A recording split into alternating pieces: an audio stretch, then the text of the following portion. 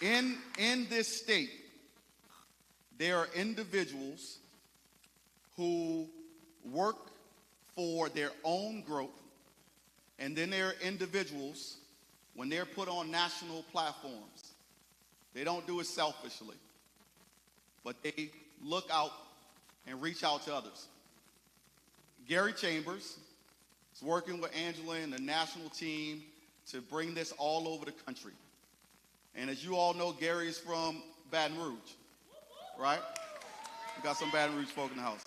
Now, he could have been real selfish and said, let's bring the National State of the People Power Tour to Baton Rouge.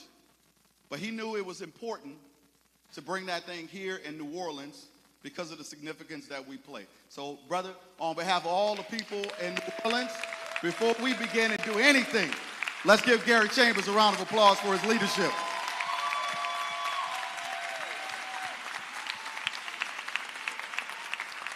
All right, Gino. You know, it's funny to watch Gary shrink in a big moment like that and run away. Like I said, I'm Gino McLaughlin. I'm from BR, but all my people from New Orleans, 7th Ward, Uptown, you know. And so it's always good to be back here in New Orleans. We're going to keep this thing going. I'm going to bring up to the stage, I'm going to actually let the panelists introduce themselves, tell you guys a little about themselves. But first I want to bring up to the stage somebody that you know well, that you've seen on formerly on MSNBC, but in recent times, it was really, really, really good to see our people rally around this sister, rally around her in times when we need it, because we know in times like this, in times where it's anti-DEI and really powerful black people that will speak up and speak to the times, that they'll do what? They'll attack us, right? But to see our people rally around this sister and really wrap their arms around her. So she's going to be moderating this event tonight. Please show some love for Ms. Joy Reid.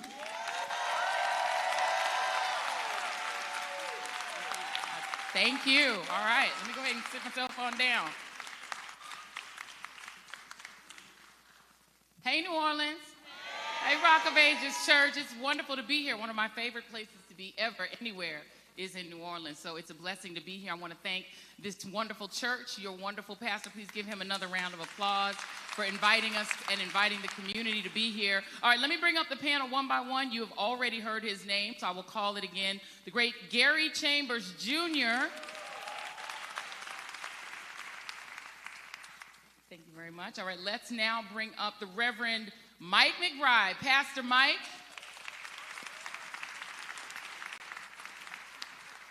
Of Live Free USA. Let's bring up my sister friend, Angela Rye.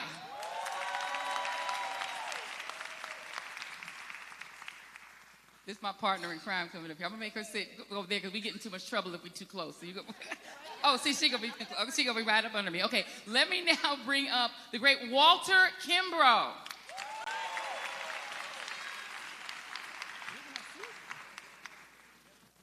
Way to go. Okay, there he is. Let's now bring up Deanna Thompson. DeWanna Thompson. I'm so sorry. DeWanna Thompson. Oh, DeWanna. Oh, I can't read your writing. No. See, that's why I was going to put you on down. No, your writing, does that look like it says? Okay, never mind. I can't read your writing. It's all right. You got it. I know you, DeWanna Thompson. All right. And then last, but certainly not least, you saw him from his activism in Ferguson. I've not seen him since I interviewed him on my Dayside show back in the day. Please welcome the great Tef Poe.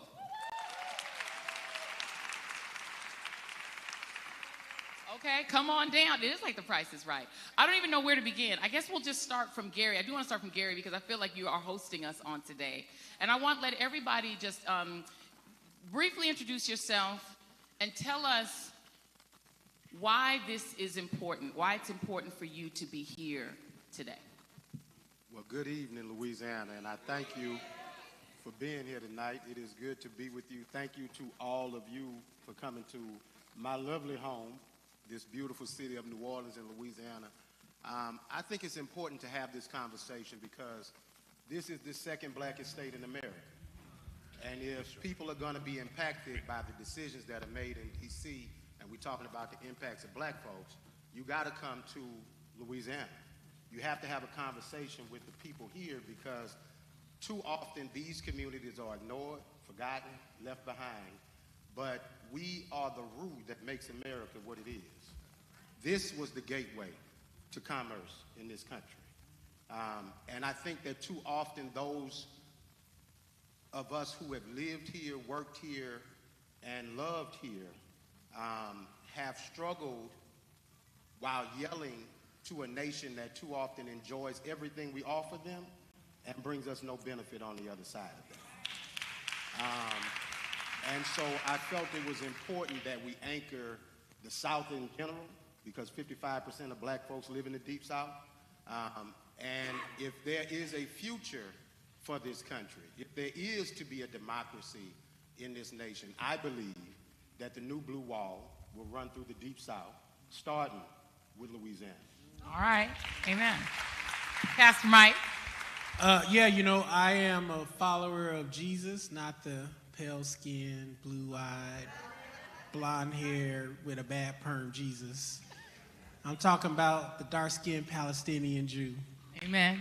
Who was born to a single unwed teenage girl on the wrong side of town called Nazareth, was racially profiled and arrested by the state, illegally or unlawfully convicted of a crime, and executed by his government.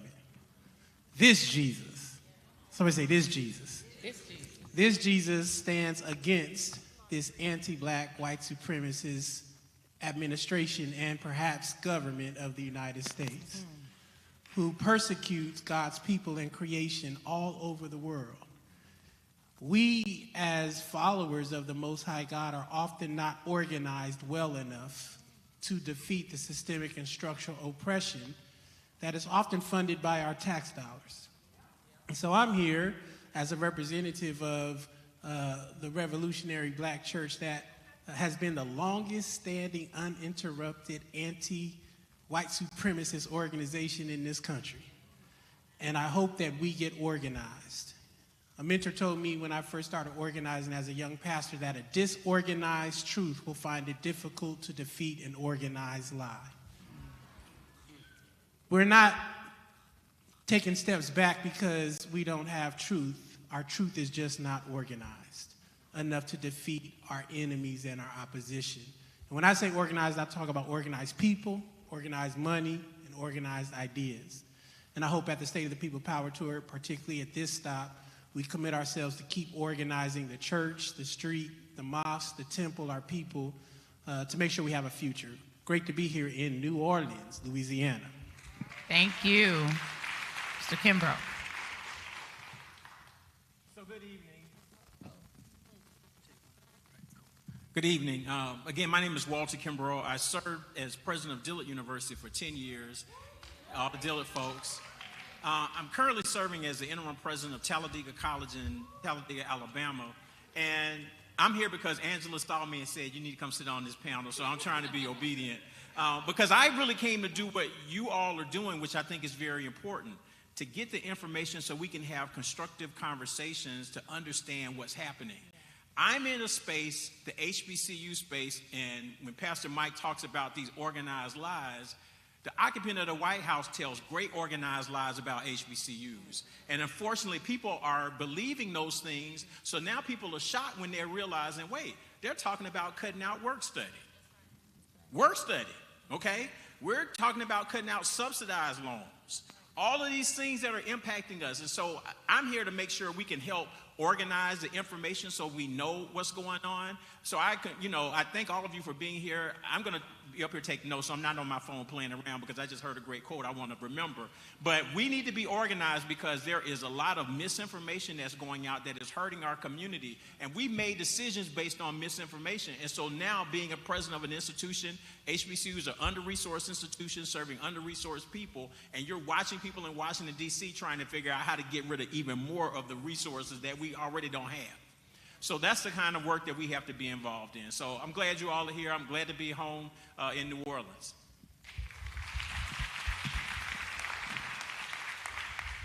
Peace. My name is Tef Poe. My government name is actually Kareem. That's what my mama named me. I gave myself the name Tef when I was like 12 years old. I didn't know what it meant. At that time, it meant Teflon, but I went on to discover that Tef is an Ethiopian grain, and the name actually means food for thought, Tef Poe. So I'm here through many different things. I went to Harvard through a lot of the work I did in my community. I've started several organizations. I could pontificate about all that stuff. But most importantly, I'm here because I know somebody goes through what I go through when I'm alone. That part of me that's gray and the rest of the world might feel it's kind of weird and kind of quirky if y'all can see what I really did in my privacy, the human part of me. I'm here because something bigger than myself has magnetized me to be against the forces of evil on this planet. And I don't really have a choice in that dilemma. That power has been transferred from me to person to person to person for millennia. And I'm just one of the many.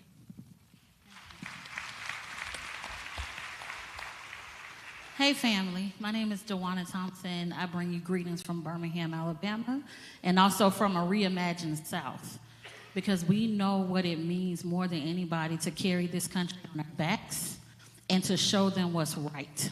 And in this moment, I don't believe we get to liberation, freedom, or anything else without radical collaboration. And in this moment, when Angela called us to the table and said, hey, we need to come together, over 100-something national organizations, over 200 and something local organizations between all of the cities. We knew that we could not do this alone. And we understand that there are people who have genius around certain things. Other people have talents, skill sets, but there's a role for all of us to play right now.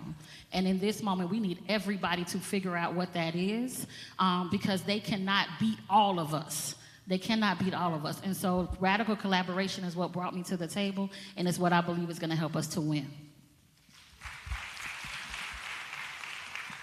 Good evening, everyone. My name is Angela Ryan. I'm here in part because I answered a call.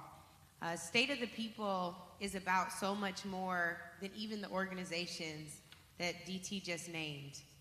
State of the People is about ensuring that when we look at each other, when we see the organizations we represent, when we see each of the people in our seats, we understand that we have every single thing we need. Like many of you all, I've been watching the news and feeling beat down by the news cycle, tired of people flooding the zone, and every time they flooded the zone, the oppression that I saw, that I bore witness to, of my community, of immigrant communities, of people all over the world, I couldn't stand seeing it. So I wanted to answer a call, and fortunately, around the same time that I answered a call, all of my brothers and sisters up here felt and heeded that same call. And that call is to recognize that we do have the power, that we do not have to succumb to any racist government anywhere in the world, and we certainly don't have to allow the further oppression of our people. That means that we have to say yes to what we know is calling us right now, and that is going beyond, going above and beyond the norm. We're all asking people to rise to the occasion, to meet the moment. And the people that we're requiring that of, we're not willing to do that ourselves.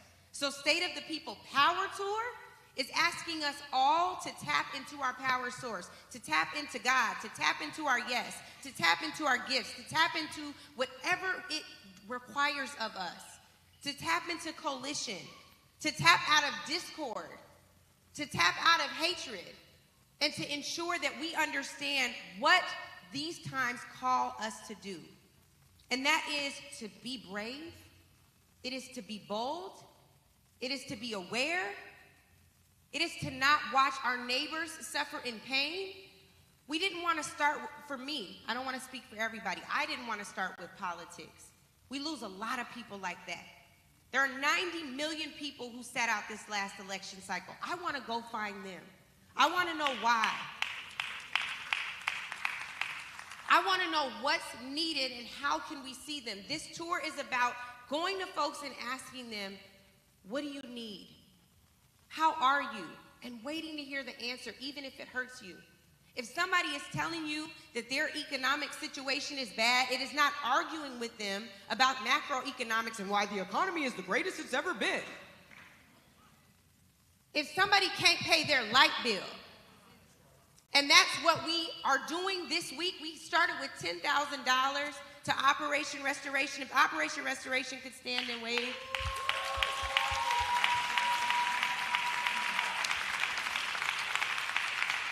We're working with this incredible organization to help people pay utility bills who receive cutoff notices. And if you showed up earlier today, you saw a line outside of people who are crying out for relief. And if we can't meet the cries of our own people, God help us. We are required right now, whether you got $5 or $500, we gotta put it in the pot, y'all. We cannot count on this same regime, this same system to meet our needs when we've watched it fail us over and over again. I'm not saying we let them off. I'm not saying we don't hold them accountable, but I'm saying accountability's gotta look a lot different, and it starts at home. So we ask that you join us in the State of the People Power Tour, and when the tour ends, that you remain in your power, that you stay rooted in it in community, that you join arm to arm with organizations you've never worked with before, but you stay committed even when the ego gets on your last nerve. That is what is required of us right now. Welcome to the State of the People Power Tour. Amen. See, we in church, so I get to say amen. That is actually a perfect segue. And I want to remind you all, this is a town hall. So we're going to talk for a little while, but really start thinking about what questions you have and what concerns that you want to raise, because the most important part of this tour is really hearing from you all. You know, we can talk a lot and we can say a lot of interesting things and we have a lot of thoughts, but we really want to gather information from you. So just start preparing your questions. Don't be shy, because when it's your time, we really want you all to talk back to us. Should I answer my why I'm here? Joy has to answer her why. Is she here? Well, my why is a two-person why, because I actually brought my daughter, my daughter has been with me on all the stops that I have gone on. And, you know, I got a lot going on, as everyone knows. Angela knows more than anybody, more than most. But I really felt called to be with my people in this moment. Angela and I, we had a conversation about how exhausted and tired I was and how focused I was on just being very angry about my own personal situation and trying to figure out like what my next thing was going to be and what to do. But I realized that what really mattered to me about what I used to do for a living was really being able to speak for my people, was being able to speak up for us, that I had the platform for us. And then to me, the most important place for me to be in this moment is to be with us, is to be in community, and to be in conversation with our people. Because we really do not have a cavalry. There isn't a cavalry coming. I think what we need to understand is that, you know, black folks have counted on the federal government to be the cavalry for a really long time. We've believed that the presidency, that the Supreme Court was going to save us. That just isn't true anymore. We really have to face the fact that we are in a real autocracy. We're in a real emergency. This is DEFCON 1. The bad things that we all warned about on TV, they're happening now. And so the reaction that we have to have in our community is that we cannot take it upon our shoulders to save democracy. There are not enough of us to do that. But we can save ourselves. Yes. Right. We can save our own communities. We can stop our neighbor from being hungry. We can stop our families from being homeless. Yes. We can do things even if they're small things. We can not shop at places that don't respect us. Yes. We can not give our money to people who hate us. Right. We can do little things for our dignity to remain intact, for our communities to remain intact. And I'm just I feel really blessed and thankful that I could actually be here in community and that I could bring my daughter. So that at her young age, she can see our community thriving. We are not broken. Yes. Yes. We are just preparing. That's right. Our friend Latasha Brown wrote a really great piece where she said what we're doing is called rope-a-dope. We may look like we're crouching down, but that's because we're preparing to strike. So that's why I'm here. I want to pivot off of what you said, Angela, because I had, you know, the daughter has to work when she's traveling with me. I have her working. She's my daughter's assistant. And she pulled some stats for me about Louisiana. And I want to present these to the table. Louisiana has a poverty rate of 18.9%. The poverty rate in the nation is 12.1%. It's the second highest poverty rate in the country. This state has the third highest child poverty rate in the country, and it has the third lowest median income in the country. And this state is 62.6% white. It is 32.6% black. All others are smaller in the single digits. Asian Americans 1.9, Latino 7.3%. And when you look at the median income by race in the state of Louisiana, for white Louisianans, it's $67,499. For Asian Americans, it's $66,807. For Latinos, it's $57,039. For black folks, well, let me skip. For indigenous people, for Native Americans, it's $49,691. For black Louisianans, it's $36,166. That's almost half of the median income of white Louisianans. So we're saying that black Louisianans are starting at half of the income of white Louisianans, and the poverty rate in this state is higher than any state except Mississippi. And that's disproportionately black people who suffer a poverty rate of 29.4%. That's a third of black Louisianans are living in poverty. So I'm going to start back with you, Gary, because that's what, that is a prime, I mean, to Angela's point, politics is not the main issue here. The main issue is poverty. What do we do about that? I think when you look at that data, it tells a story of consistent failure of Republican leadership. It tells a consistent failure of black unity. And it tells a consistent story of us believing lies people tell us about ourselves. In the second blackest state in America, where there are 900,000 registered black voters in this state, we could take this whole thing if we want to. We could have the governor, the Secretary of State, the Attorney General. And why does that matter, in my opinion? Because the governor controls a $34, $35 billion a year budget, which gets the opportunity to determine what does your budget look like. We've been talking in this tour about budgets of moral documents, right? So if it's a moral document and it says that a third of black folks that live in this state are poor, are we doing enough? No. We know that that answer is no. The question I have for us is, now that we know the data, what we gonna do? We have seen us stand up in this recent year, and I do think that we are waking up to some degree. I think that people are at the point where they are tired of being sick and tired. I think that people recognize what's happening in D.C. and they believe that we got D.C. Junior in Baton Rouge. And if you want to look at what Project 2025 will do to the rest of the country, look at Louisiana, right? We don't need to go look and study nowhere else. Come on. I tell people this is the factory.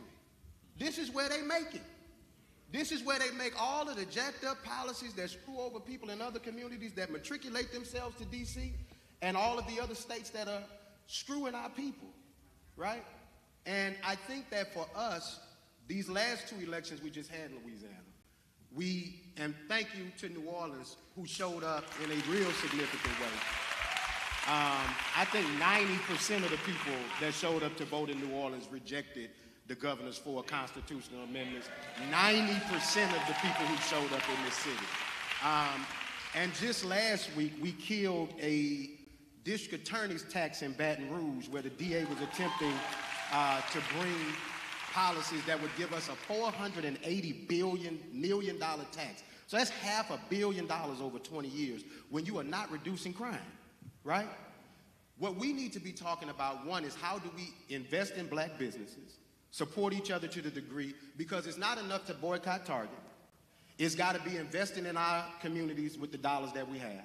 It's not enough for us to reject initiatives and kill down ballot initiatives. We got to vote for something as much as we're voting against something right now. And I think that what we have to answer for ourselves over the next year as Louisianans and as black folks, and we ain't got long, I'm saying a year, because What Pastor Mike said is the lies are out organizing our truth. So we need to take the time to really be methodical about the decisions that we want to make as a people. And as we do that, we come out with a strategy for what are we for. And if you are somebody who is not for these things, I don't care if you're black, I don't care if you're white or anything in between those two, I will not be for you. This has to get to a point of policy, not personality for us as a people too. Because every data point you gave leads back to a policy failure that is impacting the lives of black people in this state. So today, I spoke with a brother who's a lifelong Louisianan who was talking about East New Orleans, and the plans that corporations have for it to remove black people, to move them out of where they were redlined in the first place, because now that is a development zone that is desirable for Disney and other corporations that want to build something there. So we're seeing, Pastor Mike, displacement after displacement, and we know already we are 20-year anniversary this year of Katrina. And so people were already displaced to Houston, where they're now being displaced again because that's now a desirable development zone. You see, we just keep getting moved and moved and moved. When something like that is happening, we're talking about standing up against big business, big corporations, big developers. Where do we even start to think about fighting things like that? Well, I think it's always important for us to take seriously that if we see ourselves as powerless, then we will never be able to fight the powerful that we perceive. And I often think there's a great, sermon I've heard preached over and over again of when the children of Israel were attempting to get into the promised land, and they sent some spies over, and 10 of the spies said that we see ourselves as grasshoppers, and there's some giants over there. And only 2 of the 12 actually saw themselves as able to defeat the enemies or those who were literally in the promised land. And so I think the first revolution is always an internal revolution. If we don't believe we can win, then you won't win. And I want you to think about the kind of enemies that our ancestors fought and won. They had less than we had. I'll never forget some of the churches we've organized here in Louisiana over the years, and always reminded of how our people organized in basements of churches under candlelight. They didn't have these screens. They didn't have this technology, but they believed that they could win. And so the believing is the first step. And the second step is we must bridge our differences. We are so divided. I was about to make up a word. Somebody say amen. We are so divided that it is easy for the corporations to pick us off individually and organizationally. The black church won't work with the mosque. The streets won't work with the parent groups. I mean, I go on and on and on. And so it's really important for us to keep reminding ourselves that if we bridge our differences and come together, and that means, I was talking with a brother earlier, that means that we have to opt into proximity with each other. We have to be willing to close the gaps between us. One of the great ways that they displace us is through the narrative of crime and violence. Folks will spin a narrative in everywhere, in about a couple dozen cities all across the country. There are Instagram accounts that are committed to posting crime videos about your city, and they'll post videos about crime that ain't even in your city. And while crime has been going down, violent crime has been going down in every major city across the country because of the billions of dollars many of us organized to get community violence intervention and public health intervention strategies in cities, most cities will believe crime is going up. And we asked this question in our earlier session. If crime and violence is such an issue in our neighborhoods, why are white folk trying to buy your house? Why is Disney trying to come set up a business and tell you to go live out away from clean water, transportation, give you a bigger house and you can't even get into town for your job? So we have to defeat the narratives that what we have and where we are and who we are is not enough. We have what we need. We have to organize ourselves. We have to fall back in love with one another. And most of all, we have to believe we can win. Repeat after me. Say, I believe. I believe that we will win. My God, Jeff Post, St. Louis. I learned it with him in Ferguson. Somebody say amen. Speaking of that, I want to come to this end, Angela, because that was one of the challenges of organizing this. I mean, I think people forget how quickly we went from that 24-hour stream that felt like it was 4 months ago, but it was like 3 weeks ago, it feels like. It was really recent. It was in February. And then we had to try to get, unlike groups and groups that didn't work together traditionally, and people and, influencers, all kinds of people. Can you talk about the organizing strategy of getting this to happen, of making this happen, and what that can teach us about how we can organize going forward? Where is Emil? Hi, come up here. Emil Washington, everybody. I'm someone who does not believe in taking credit. That is not mine. And so I want to shout out Emil and Gary, who have worked tirelessly, along with other local committee members. Who are the other local committee members in the house? If you could stand. We shouted out Operation Restoration earlier, our workshop leads. You can keep clapping it up. Thank you, ladies. Everybody who tabled here. Absolutely. Everybody. Yes, our violence prevention folks. Keep clapping it up for these folks. Thank you so much. The strategy was understanding that we all have a lane, that we all have a role to play, that we are not all called to do the same job. But I do, where did Emil go? Oh, he's down there. Hi, can somebody pass Emil a mic? He needs a mic. Emil, talk about the strategy here in New Orleans, which is your home. Yes, ma'am. Thank you. The strategy is, no strategy was needed. The work was already happening. So we wanted to tap into those who was already doing it and elevate them.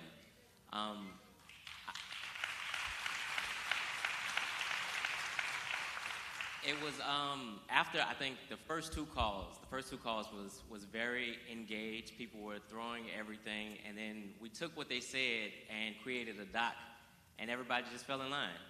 They were all in agreement. It scared Gary and I a little bit because it was like, these calls are quiet. Like, nobody is asking any questions. And when the day came and the weeks were coming and we got close and closer, the questions, it was, what do you need? Where do we step up? How do we pivot? It's going to rain. Okay, so what do we need to do? Who do we need to call? And the calls were made. And I think when you allow a city to show you what that city can do and take a step back, right? DeJuana and I, when we do some of our workshops, we talk about stepping up and stepping back.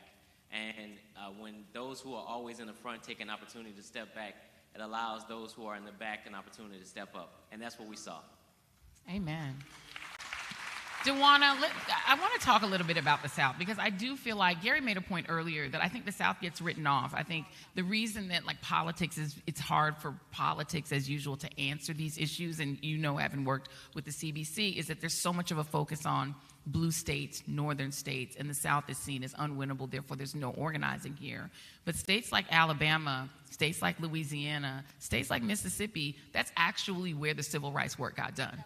It's where we were saved, right? It was by the South. So how do we sort of change that narrative and replace it with a narrative of the power of the South and the power of these Southern Black communities to really make change? Well, first of all, we have to tell our stories, right? We have to allow people to know what happened, not just during the civil rights movement, but even when we look at 2017, Alabama was able by black voters, 100,000 black voters turned out the first Democratic senator to the state of Alabama in 25 years. But here's the thing. When he did not step up and do the things that those same voters felt like were important, he didn't last another election term, right? And what we have to realize is in this moment, Southern Black political power is at an all-time high, but their tolerance is at an all-time low. And so if you don't do the things that you said you were going to do when we're putting you in office, we are turning that thing around. And so what we really need right now is we need a breeding ground of folk coming out of spaces like State of the People Tours, coming out of spaces like who work with Gary, work with Tiff, and work with Reverend McBride, come through all of these spaces. We need to position them now, make them ready for leadership, make them ready to hold these positions, and not just elected roles. Because one of the ways that we saw during the Civil Rights Movement, but also in the state of Alabama and in Mississippi and others, was that it wasn't just the elected roles that helped us get over. It were people who had businesses. It were people who, we talk about the fact that in Birmingham, people actually organized in funeral homes. That was like one of the best places to be because they had the cars to take people out when they need to take people out. In fact, they took Reverend Fred Shuttlesworth out of the city of Birmingham when he was threatened to be bombed by a hearse, because people didn't believe that he would be in there. And so it's going back to some of those old strategies that worked and seeing how, we know even with the thing that we're doing now against Target, right? That's not a new strategy. Selective buying campaign, that's an old strategy, but it works. And so we have to tell those stories. We have to champion those as opportunities for us to feel our power, as Reverend McBride said, finding that that's the way in which we can say, we did this.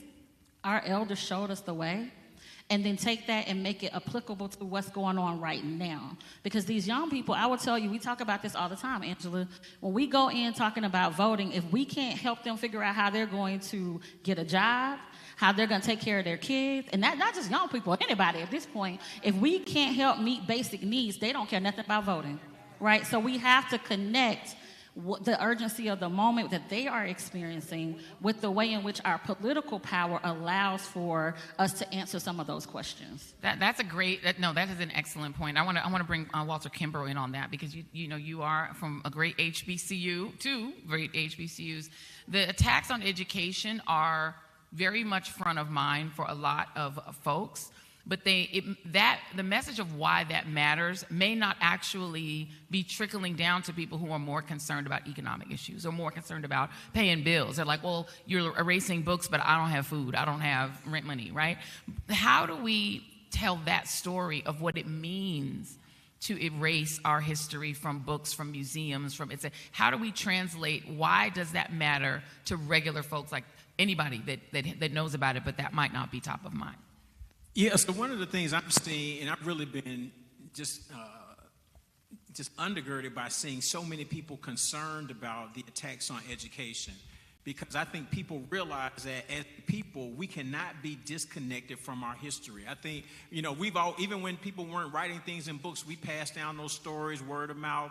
We believe in that. So I think it's been, the way I've interpreted it is that a lot of people have seen this and said, man, we really have something really good, because they are really coming after everything that we have done to try to erase us. And so I think it's important for us to continue to do that. But as I'm hearing on this panel, there are lots of ways that we can really start to make sure we're educating ourselves. You heard about people talking about how churches have educated people. A lot of HBCUs started in churches. The first place I was president, Philander Smith College, started in a Methodist church in Little Rock. Okay, so there are a number of examples so we're going back to doing those kinds of things. Here locally, if you've been by Baldwin Books, I know Joy has done a book talk there. DJ is doing some of the same things as a small black-owned bookstore, bringing in people to come talk to us and just to read their books. And so it doesn't matter if there's a banned book list. We're bringing in those authors and we're having the conversations on our own. I think that's very important for us to continue to do. So, but you have to understand the way all of this works, and I read something on social media the other day, is that this whole MAGA movement is really built on ignorance. It's a celebration of ignorance. They don't want you to know anything. And when you can just watch, which as a college president drives me crazy all the time, when I can sit and watch interviews and you listen to a person just lie, and we just keep going and lie, and people don't check. And then you have people starting to believe that, that's problematic. Like I said, HBCUs, there are people just like, oh, this man gave more money to HBCUs than anybody ever. No.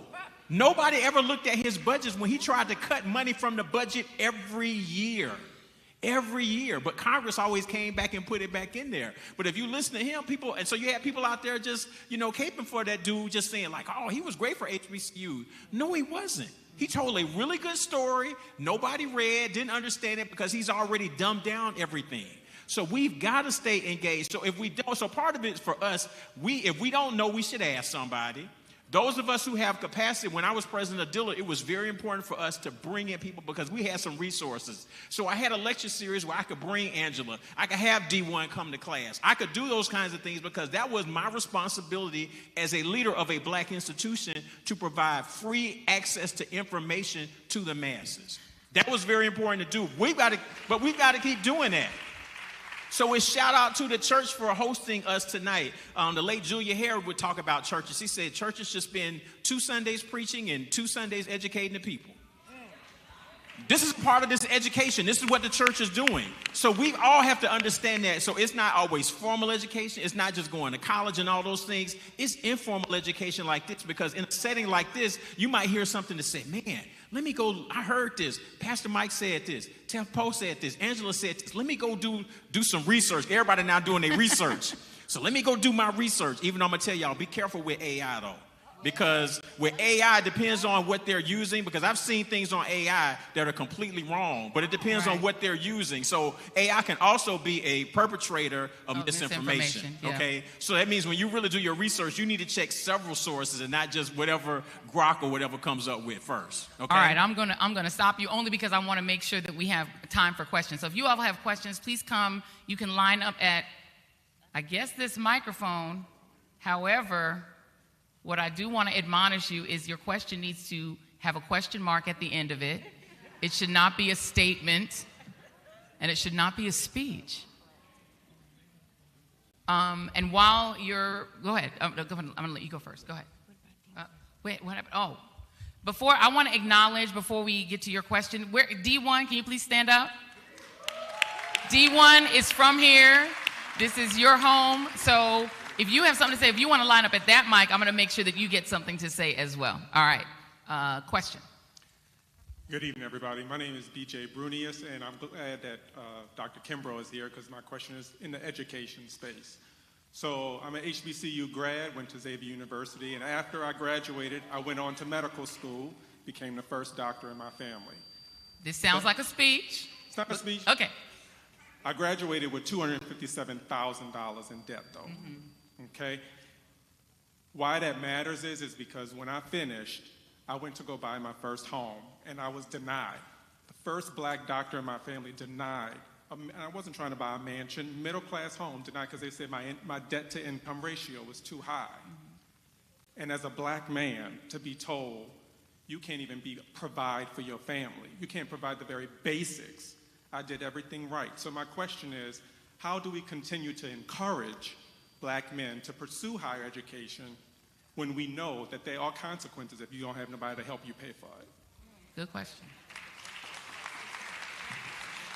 Mm-hmm. So this, once again, this becomes an opportunity for us because I'm trying to make this short because George's making sure we get everybody to hear these voices. Yep. This has been a long-term plan to move education from being a public good to a private good.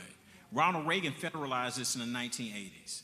So now you're seeing it on steroids. And so once again, when we had an opportunity to elect and you had Biden who's saying, let's do loan forgiveness, that disproportionately impacted us.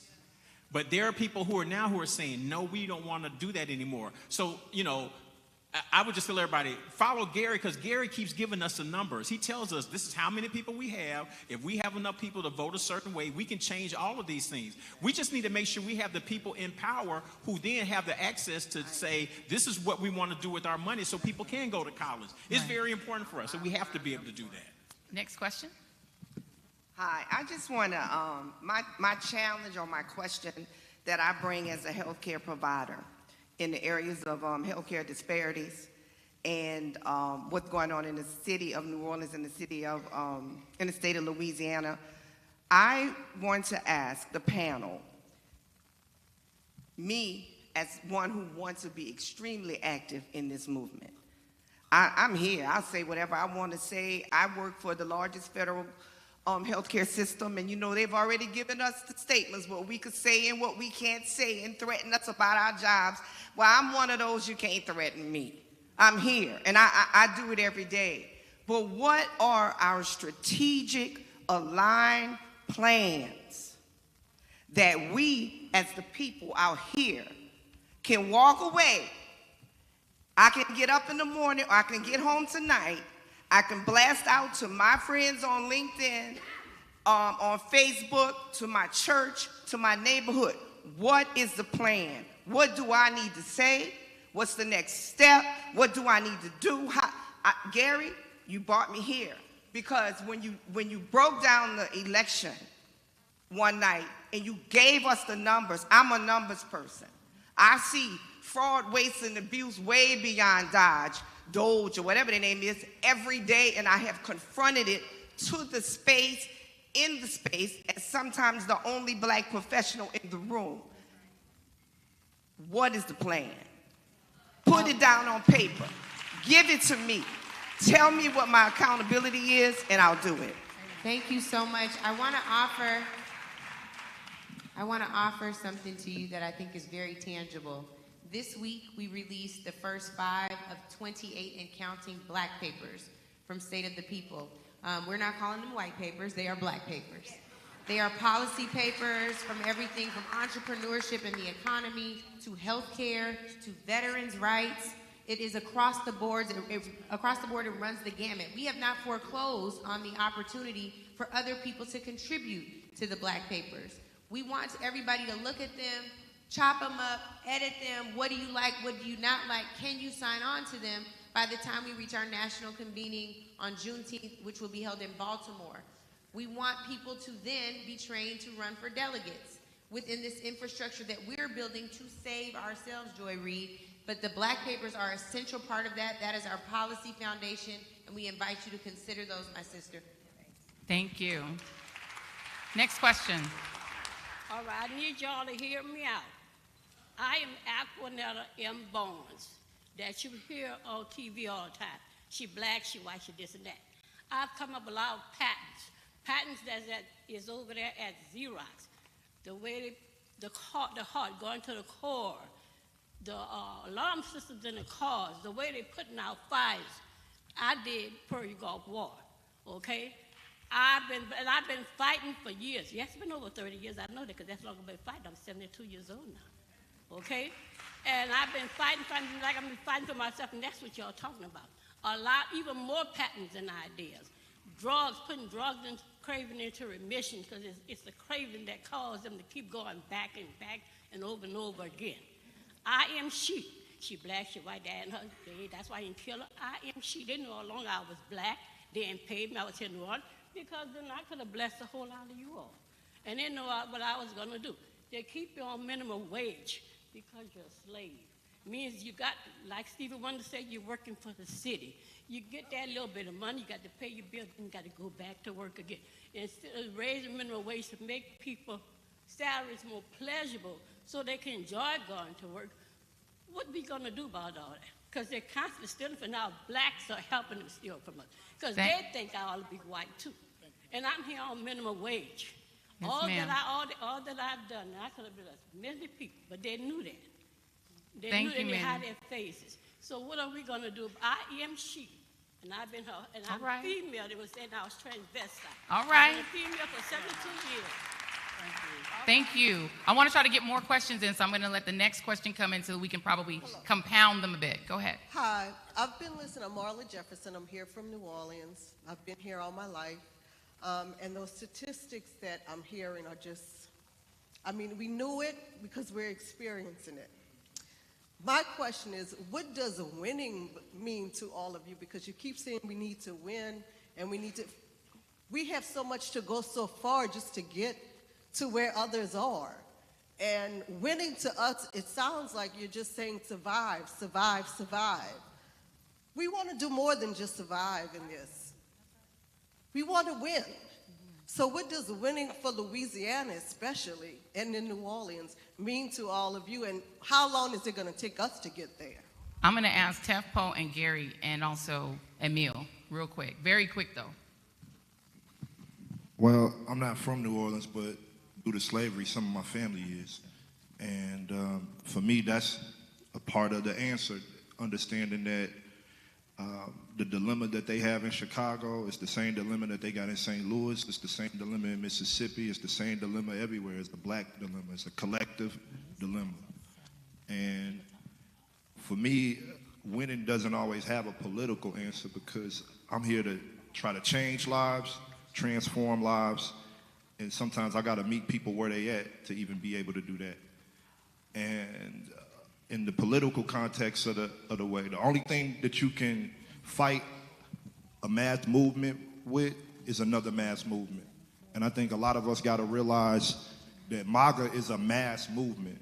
When Barack Obama and Michelle Obama was in that White House and they was dancing and people was in the club, my president is black, my Lambo is blue, you know what they was doing? They was meeting. They was meeting to assure themselves that that would never happen again. And sometimes we get too caught up in the escapism of the moment, the glitz of the moment, the glamour of the moment.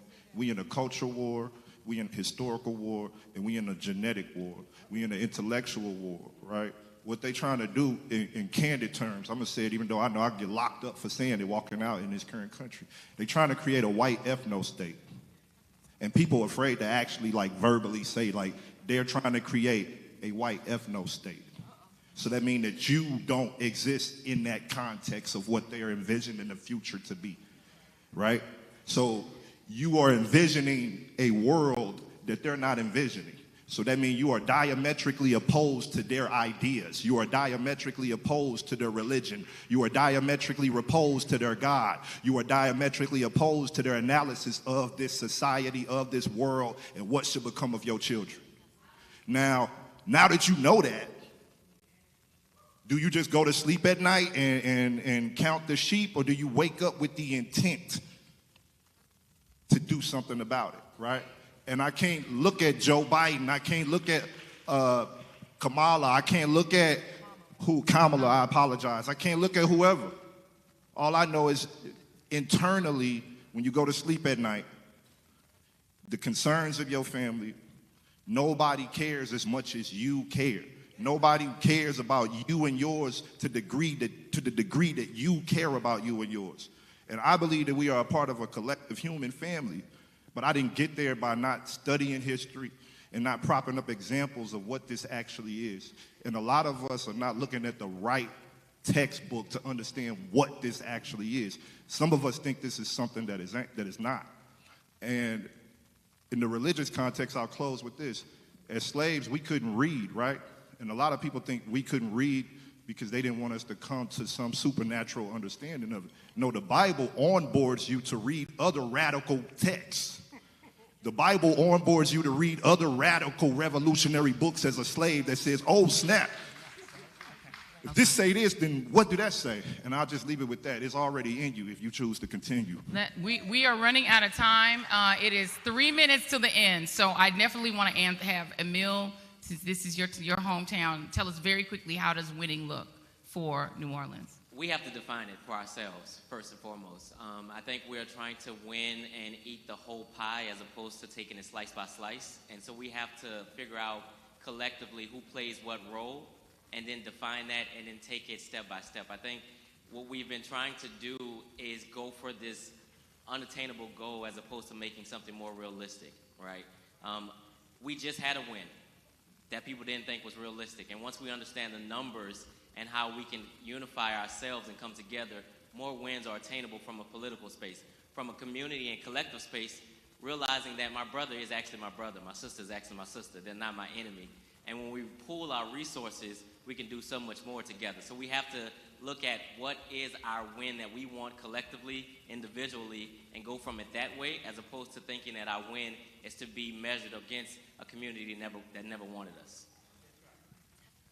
So we are 2 minutes until we're going to start the town hall with elected officials. Gino is going to transition us back to that, but now our last couple of minutes. And if you're standing, please hold your question for the elected officials so that you're going to be able to ask them. We want to make sure that you do get your questions answered. The elected officials are going to take this dais.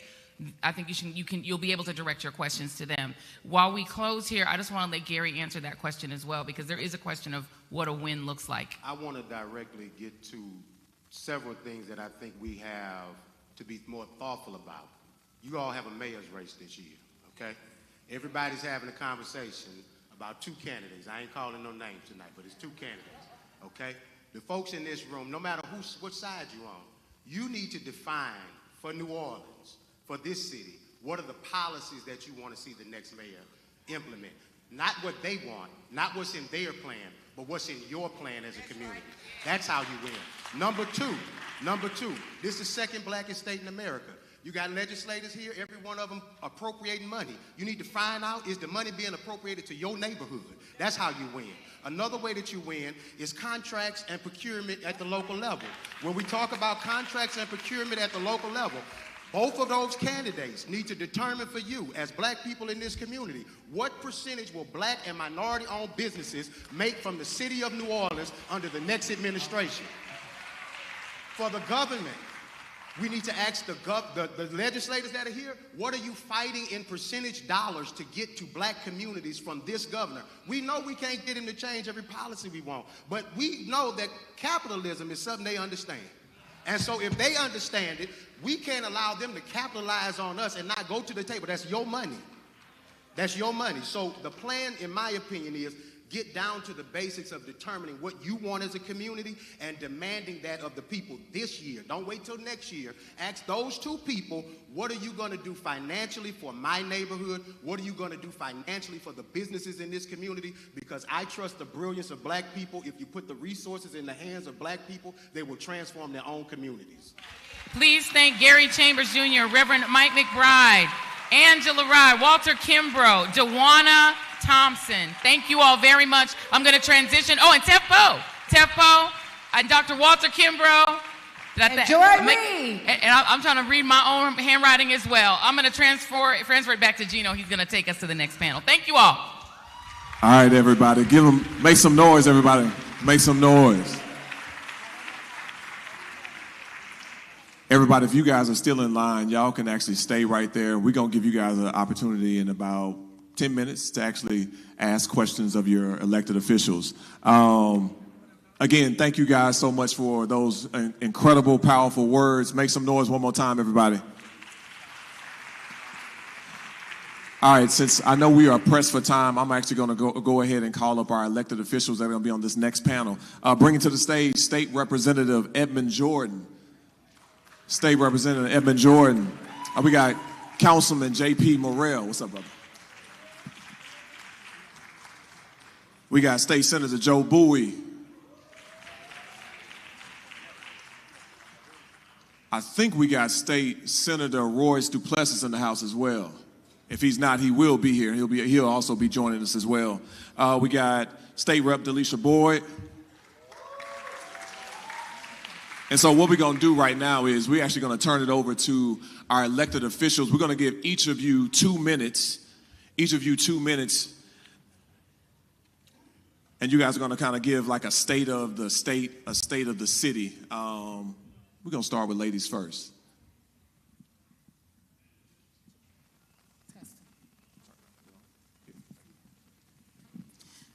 Good evening, everyone. I am State Representative Delisha Boyd. I represent District 102. Most of you I have seen because I travel our city trying to bring a message of what's going on in Baton Rouge. We have been in session 4 weeks and it feels like 4 years. Do you know that your Black caucus of the House is 32 members to 73 white Republicans? We fight daily. Many of you text me about my video reels today after I got out of House and Governmental. I literally had 40 text messages about my attacks to the people who were at the stage. But know this, those videos that you see, that's 3 minutes.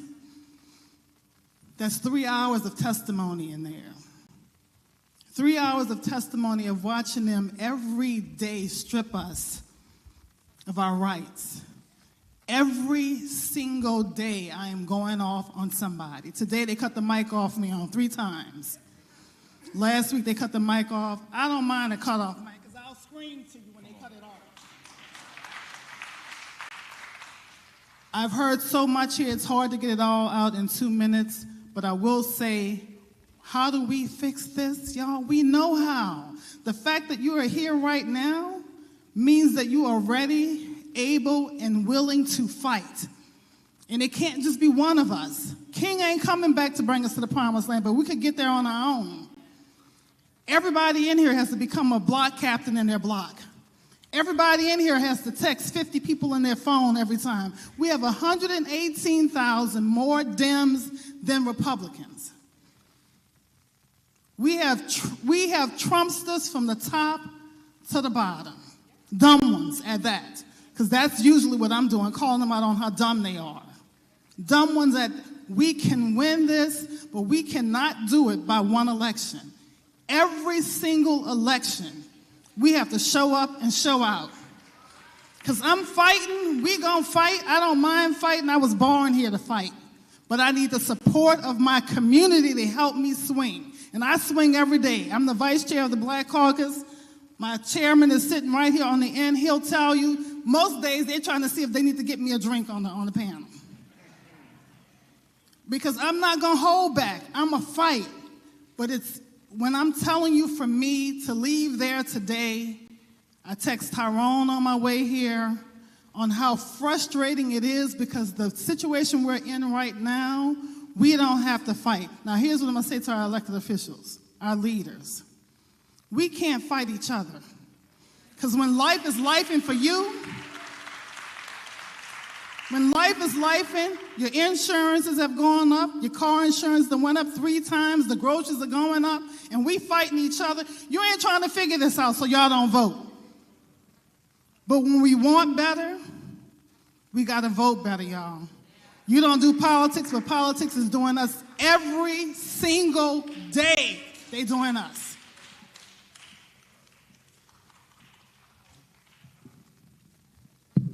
Good afternoon.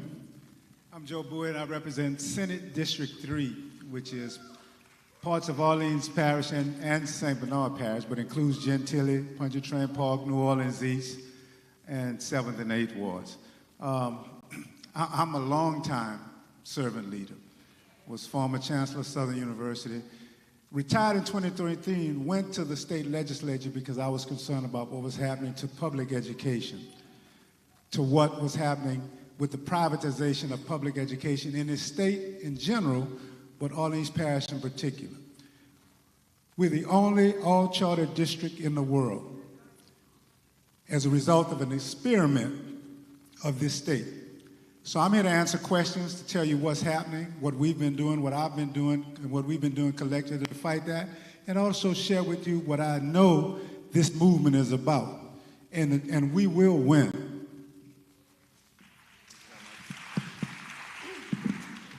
Good. I think it's good evening, good night, good afternoon. It's kind of all blend together. There is so much power in this room. I mean, sorry, I'm J.P. Morrell. Everybody who's from New Orleans, y'all know me. Everybody knows me, but I'll introduce myself again. I'm sorry. Former state senator. I'm the president of the New Orleans City Council, and I, like many of you here, am tired of being sick and tired. I mean, I will tell you that from the beginning of my time in the legislature, I was always told by people to slow down and stop fighting, all the time. A lot of old heads telling me, you get yourself worked up, you're gonna have blood pressure, you're gonna have a heart attack. But let me tell you something that we all know and the rest of the country needs to figure out. Change only happens through conflict.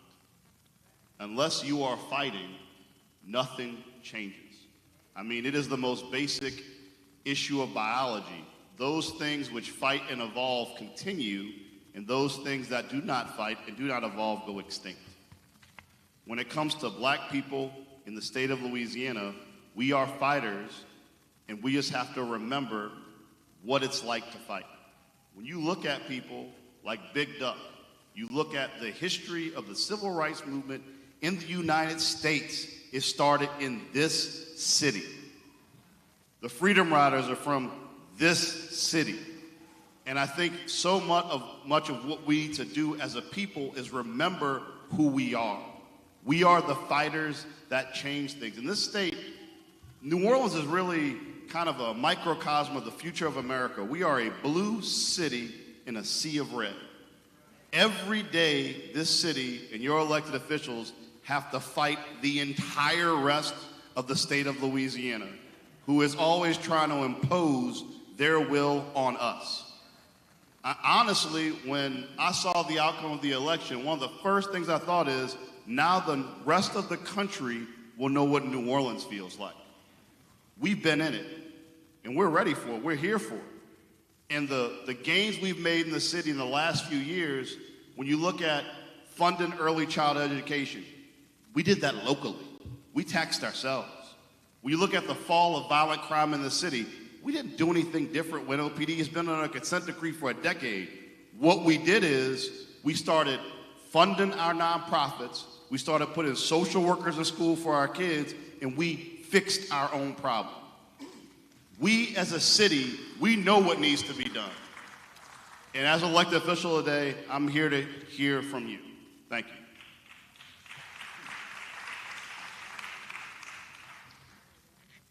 Good evening. My name is Edmund Jordan, and currently I am state representative for House District 29, and I am chair of the Louisiana Legislative Black Caucus. You know, I've heard so many things during the first panel, but I first want to address one of the questions, and it was like, what does a win look like? And I will tell you, it's not a permanent win, it's a temporary win, and we can't forget that. But I will tell you, last year when we came into session, two things we were able to do. We've been fighting for years to get extra representation within Congress and the Supreme Court and in the legislature. One of the first things that happened with us, we were able to get that extra congressional district, which is now being held and served with our Honorable Cleo Fields. We were able to get an extra Supreme Court seat, and now that's being held by the Honorable John Guidry. Both of those members have served in the Louisiana legislature. But I say temporary wins because I want to say this to you. I'm a proud parent of two children. My daughter is graduating from high school next week, and she's 18 years old. And from the time that she was 2, we got to remember this with some of our young kids. From the time that she was 2, she's always known that there's either been a black president or a vice president in the office until recently. But with that joy and you know, things that we only dreamt about and we could imagine, that's been their reality. But the truth is, we've been too complacent. And this is complacency that's gotten us in the position that we're in today. And you know, one of the things I heard Joy talk about the poverty rate here in Louisiana. Let me say this to you, especially when it comes to auto insurance and just basic everyday needs. Here in Louisiana, we charge the most to the people that can afford it the least. And so, give you an idea, right now, we talk about auto insurance, and they ding you if you've got poor credit. All right? And they report to the credit bureau if you let your auto insurance lapse. Here in Louisiana, I had a constituent just last year call me because her auto insurance lapsed. She called OMV. OMV said, we'll work with you. She owed over $18,000 to OMV just because of her auto insurance lapses.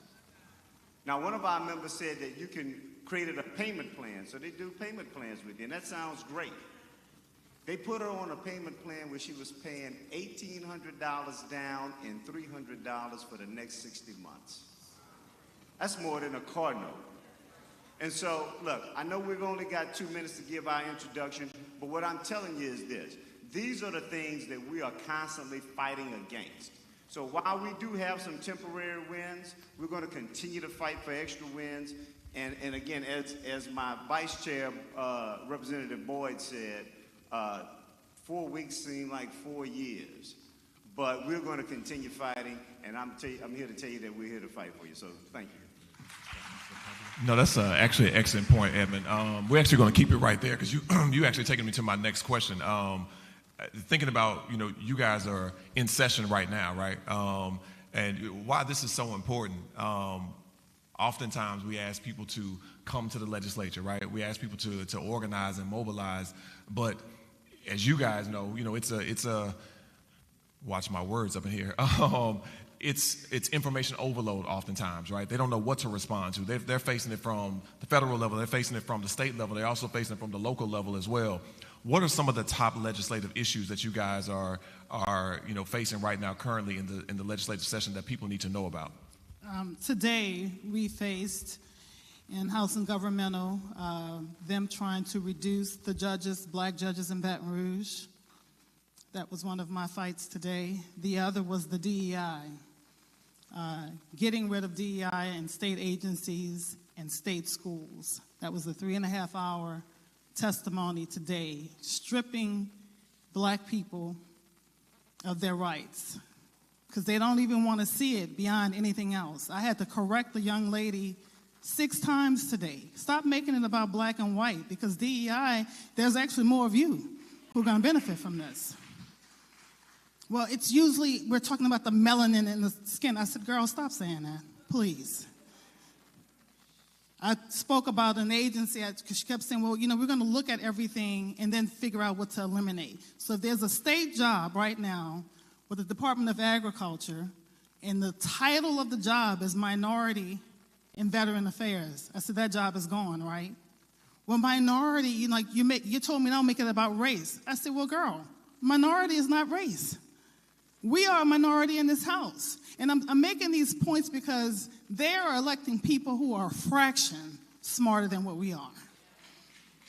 She didn't know the definition of minority. She didn't even actually know the definition of DEI. We can defeat this. And me on the mic 6 times today during that session. But all I kept thinking is, we can stop this. We have enough people to elect a governor. We have 118,000 more Democrats than Republicans. We can, because it's all trickling down from him. So me asking questions, or Senator Bowie or Rep. Edmund Jordan asking questions, they looking at their phones and their iPads because he's feeding them what to say. They don't even understand the content of the bills that they have. We require our legislators to have degrees. They don't. We got a bus driver, an auctioneer, a mechanic. And that's what we are allowing to strip us of all of our rights. And I know that we can do it because we've seen it done. I'm not trying to, I talk to Joe about this all the time. I'm 56, so I don't really know what it was like in the 60s. But my grandmother in the 70s, I watched her. I watched my family meet at Ebenezer Baptist Church. We know how to rally together and win.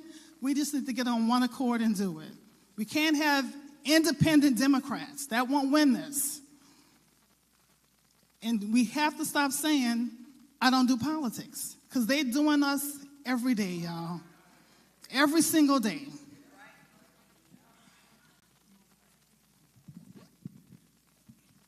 If you all are familiar with Project 2025, right?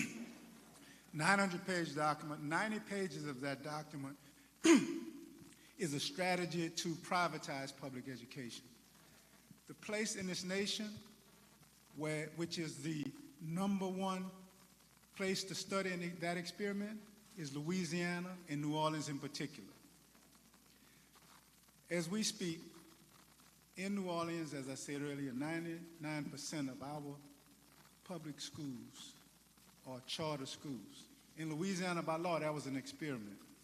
What the state has done to us is I equate to what the U.S. Department of Public Health did in the Tuskegee studies, because it was a state entity, it was research, but they lied to the people.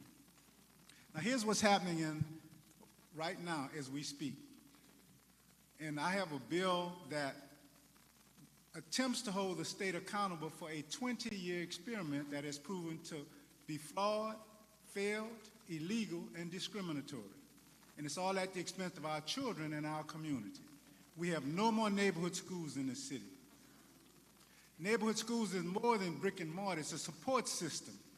It's how parents used to just walk to the school to deal with their children. And other community organizations, the churches and others, would work with our children to provide and get that knowledge, values, and skills.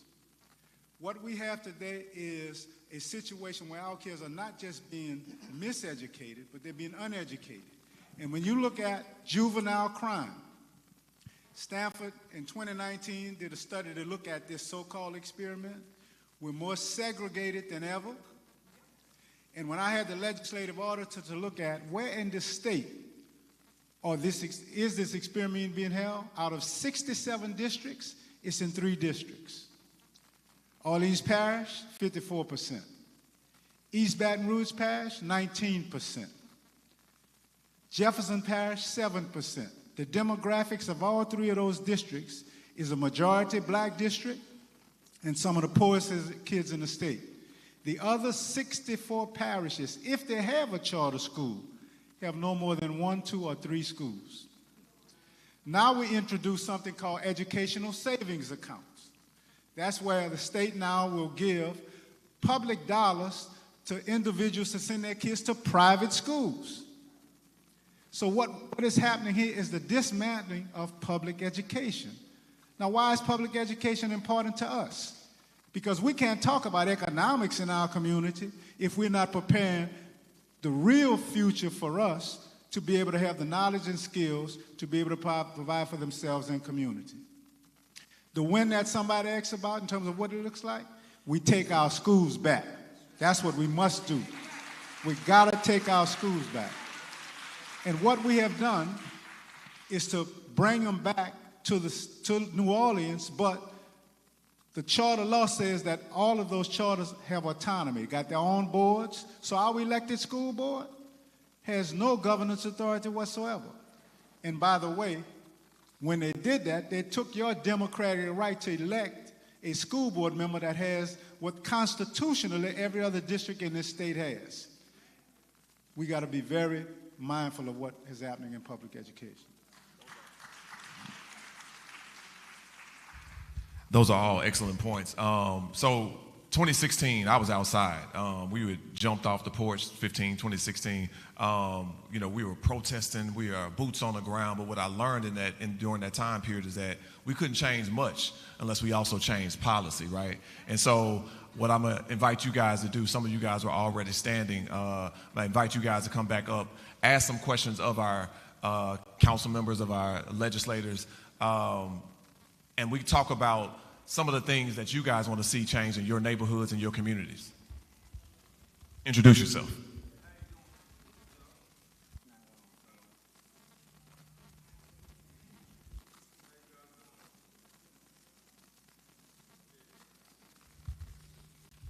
How you guys doing? My name is Devin Jackson. Although I'm not from Louisiana, I'm from Dallas. This has been my second home since I was about 8, 9 years old. I've been coming to Southern games, LSU games my whole life. So I graduate this summer with my criminal justice degree. I hope to get my master's in criminal justice and then also get my JD.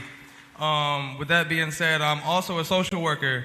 I'm a child advocate and a youth support specialist. And I go into these homes day to day, and I ask these children, what do you want to be when you get older? And they never have an answer for me. They can never tell me what they want to be when they want to get older. They have no goals. They have no aspirations. They don't have a career plan. And they should be learning that in school, but when they get in trouble in school, the school is just sending the kids home. They're not trying to reprimand the issue. They're not trying to fix the issue, teach the kids better. They're sending them home for a week, 2 weeks. Like I have one child right now who he just missed the LEAP test. And, he's going to be held behind. And he's 12 years old right now. And, 12 years old is a very important age. I mean, right now you're either going to jump off the porch or you're going to turn left. So with that being said, how do you guys fix the issue? And how do we solve the issue with these kids not knowing what they want to be when they get older? In our community, there were 3 institutions that were ours: the black family, the black church, and the black school. 2 of those are in serious trouble. 65% of black families headed by sisters only, for the reasons you all know. The black schools we don't control anymore, but therein lies, and in the black church. But the black school and the black family were those institutions that socialized, educated, and created safe environments for our children.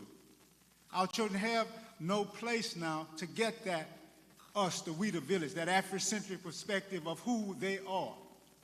And so they're learning other things from other means.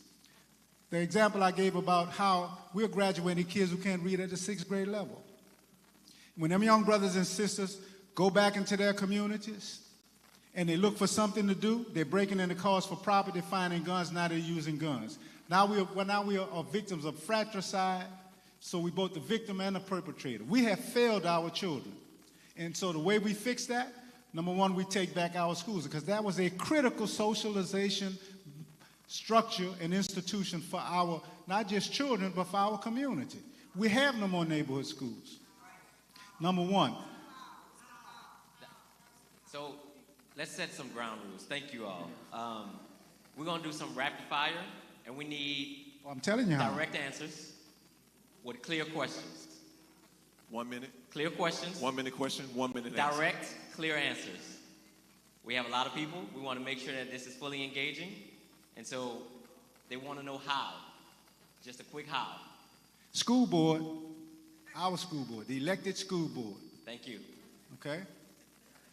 When they meet, we should be there to demand that they take back our schools. And when it comes time for these charters to be renewed, do not give them to another charter. Directly run them like every other district does in this state. That's how we do it. Okay, thank you for the opportunity. My name is Mary B. Morrison. I am a New York Times bestselling author, and I'm a graduate of McDonald 35 Senior High School right here in New Orleans. And thank you. I have two concerns. One is I'm highly concerned about the reproductive rights for women. It seems like we're not talking about that a lot right now. I'd like to know if any of you have put forth any bills to protect or have had discussions about our reproductive rights, well, not mine, but our reproductive rights, and I'm worried about our girls. The other thing is that my son is also an international award-winning author, and he has authored over 600 children in New York under a program with New York Edge. How do we get those types of educational programs right here where we're from in New Orleans to support our children? And these are kids that are grades 4 to 6 that are now published authors, but he has an organized program. Do we have any after-school programs where we can bring those types of projects to our children here in New Orleans? Your reproductive question. I run that bill every session. I've run it every session since Roe v. Wade was overturned, fighting for women's reproductive issues. However, once again, it is 32 Democrats and 73 Republicans. My bill never makes it out of committee. I bring in clergy. I bring in rape victims. I've spoken about my own story. I'm the product of a 15-year-old, and my sperm donor was 28 years old. I shared my story for the first time in 2023, hoping that they could see that I'm a product of that, and I'm still saying that a woman's right is a woman's right. I can't dictate to someone else how to raise their family, what that impact is going to be financially. What's the impact on that child who was raped? My mother was 15 years old, and she didn't survive her incident. She died before she was 30 years old. So know that we are fighting. We are fighting. And your next question about children after school programs, it's funding. It's what Dr. Bowie is talking about. These charter systems teach the children to pass the standardized tests, which means our kids are not really learning, right? We have the lowest paid teachers in the southern region, which means we have the lowest paid teachers in the United States. So teachers who are dedicated, degreed, doctors, they don't want to stay here. They can go to Texas and start out at $96,000 a year. We have to fight to take our school back here. We have to fight to get funding for our educators here. Dillard University has closed their education department down. You know why? Because nobody's going into education in Louisiana. UNO is getting ready to close their department down. You know why? Because no one's going into education in Louisiana. They don't want to pay the children. They don't want to pay the teachers to teach the children. It's slavery all over again. That's what that is. Don't educate them, because then they don't know what to fight for. We want everything that you want. I want it for my children and my grandchildren. All I'm saying is help show us up to fight it. Okay, so thank you, Rep. Boyd. We're going to get a few questions at once, and then a few answers at once so that we can get as many people in this process as possible. And again, let's be mindful of our questions. Let's be mindful of our answers so that they're actually answers. Thank you. And listen, here's what we also want to, just to make sure we get a couple of people in there, we're going to throw it to State Rep Jordan and then also Councilmember Morrell as well. All right, my name's Reggie Ford. I'm a local artist and activist. All right, got the perfect panel up. I agree, we got to take the schools back. But thank you for everything you've been doing, JP, with the council, investing in these kids. Now, another step we need to go with these kids, we don't have a win until we win our kids back. And the way we could win them back, I think, is to get some of these kids off these drugs. So when they go into these schools, their mind could be receptive to these lessons and they'll have fewer behavior problems. The question is, what's the best way y'all could eliminate some of these CBD products that's in all these little gas stations now? All these gas stations are operating as small smoke shops. They have drugs, CBD products at eye level, where the kids are, where the snacks and food used to be, sometime right next to it. So I'm wondering what we could do on that level as far as get some of that off the shelves and out our cities and out our neighborhoods. Well, first off, thank you, Reggie, for everything you do in this community. He's a soldier. When it comes to the issue of regulating, because as you know, we've known as a people that when it comes to alcohol, when it comes to drugs, when it comes to the availability of it, every corner store is in a black neighborhood. When you go to neighborhoods that don't look like us, they make sure those stores selling those kind of things, they're very heavily regulated, but in our neighborhoods, they're not. What I can tell you as a former legislator, as a council member, is that when it comes to regulating those type of facilities and those type of products, the way the law typically works is that you have to do at least as much as the state is, but they usually allow locals to do more if they want. So as a council, we can and we will go and do more. As far as working, ATC, as long as you make the call, they show up. But it's an issue of, and you know this, Reggie, from being in New Orleans, there are plenty of times where local government has tools to fix things and local government doesn't do its job. And when it comes to situations like that, like we have a padlock law in the city, it's modeled off padlock law across the country, where if you've got a business in a community and there's a direct correlation between that business and the health of your community, you could just shut the business down. The council passed that padlock law 3 years ago, and we fight every day with the administration to shut the businesses down. Because you know, in your neighborhood, you know which business is selling the kids that should be selling them stuff. You know which kids are ODing or which crimes are going out in front of that business.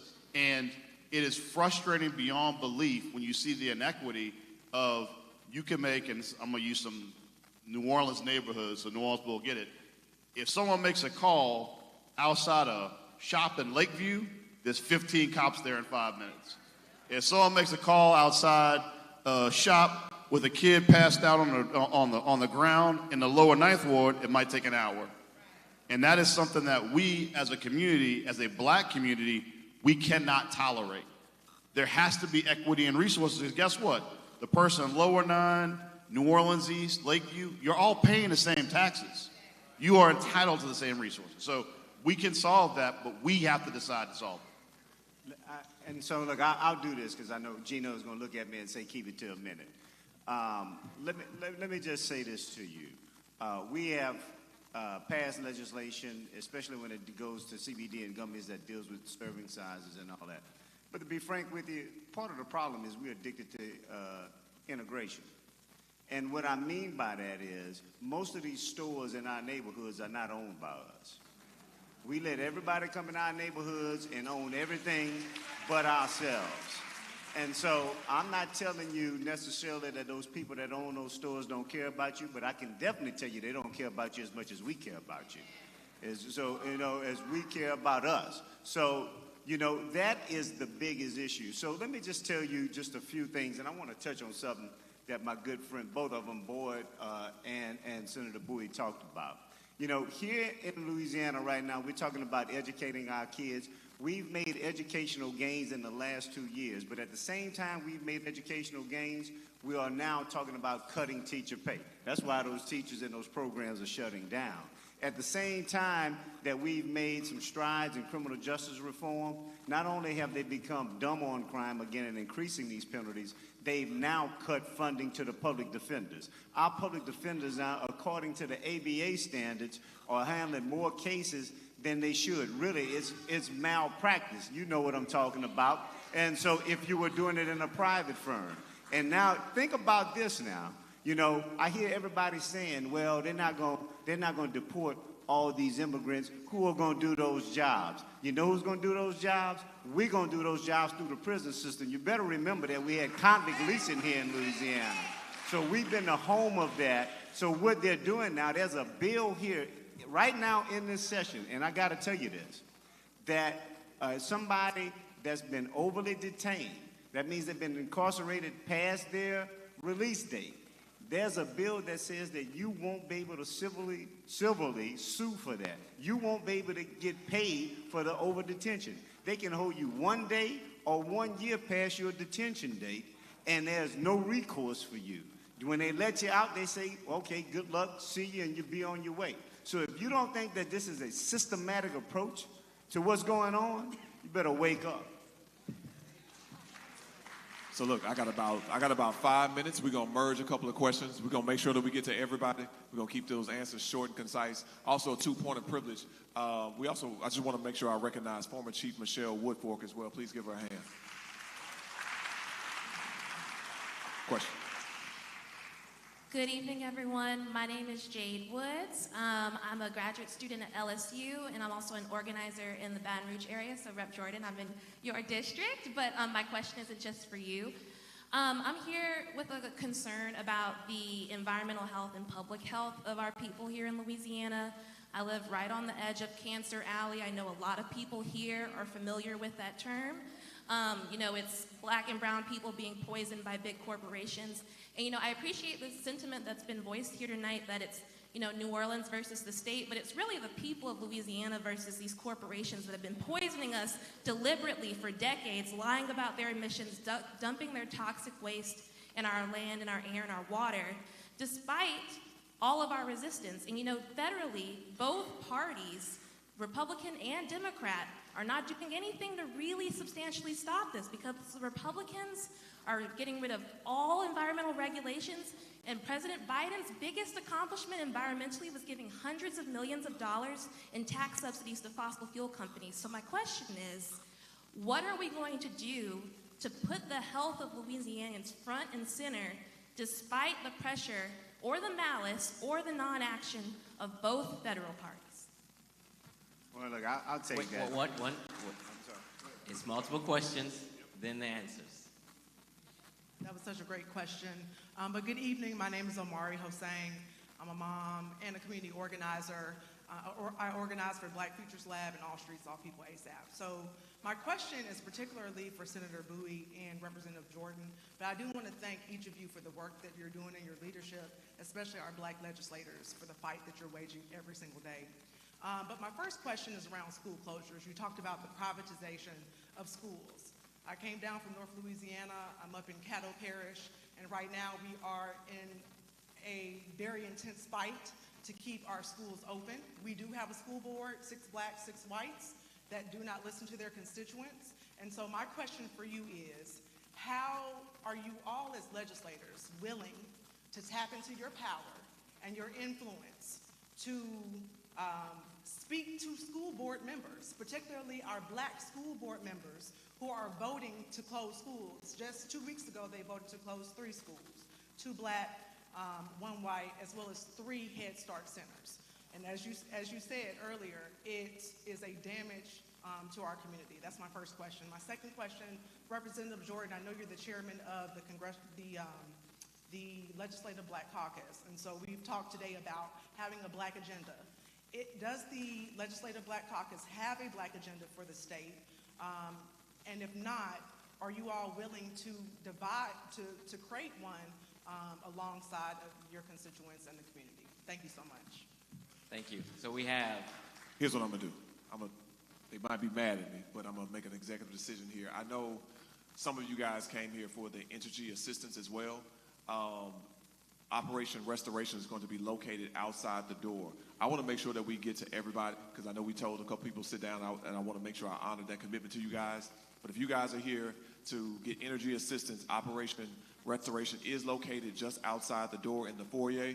For everybody else, if you guys want to continue this conversation and make sure that we get every question in, I'm sure my elected officials are committed to staying to you guys to make sure that we get everybody heard. So the first question is about the health of Louisiana, dealing with the environmental crisis. And then our second question is related to the schools and the school boards in Caddo Parish. And then the last question was regarding a black agenda, and are you willing to stand up and create one?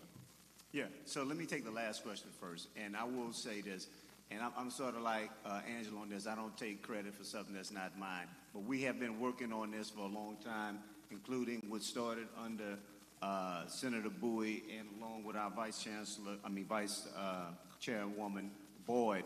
We do have a black agenda, and I will tell you, our website will be coming up shortly, and you'll be able to see that it will be posted.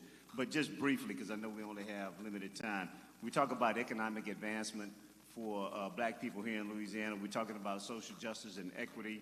We're talking about education, and we're talking about public safety. So those are 4 main items that are part of our agenda. So I will tell you that we do have one.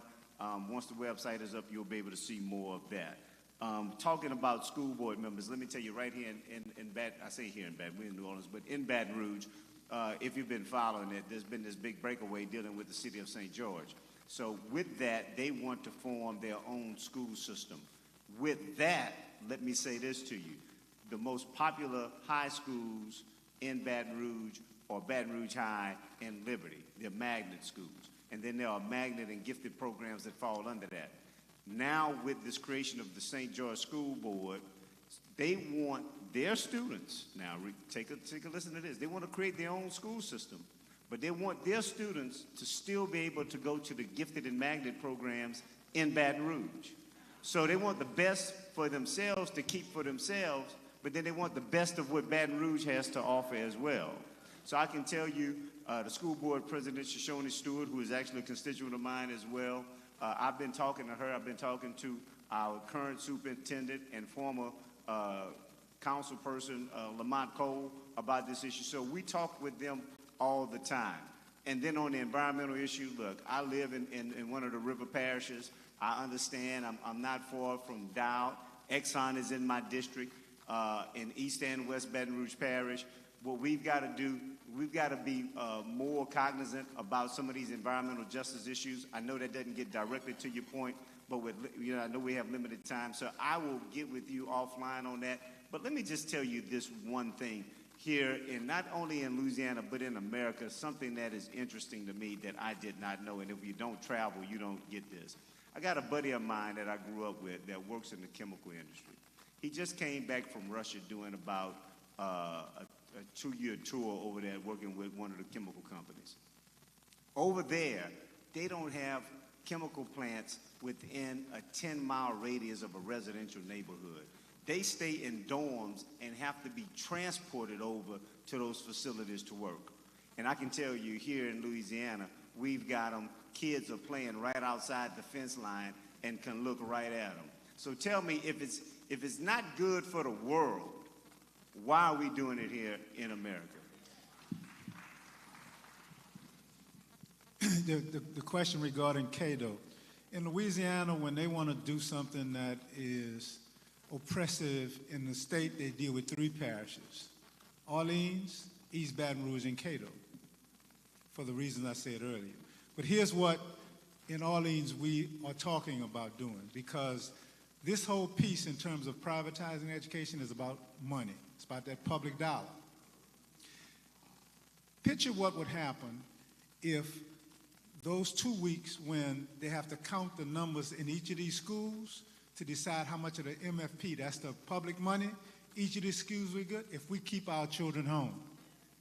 That's how we begin to take our schools back. When they no longer can get the money, they're not going to be interested in so-called teaching our kids. Just as one example of how we can take some action to actually take our schools back. And of course, it means coordinating with churches and others, because we're going to make sure the kids don't lose that educational piece. And we've been talking to retired teachers and ministers.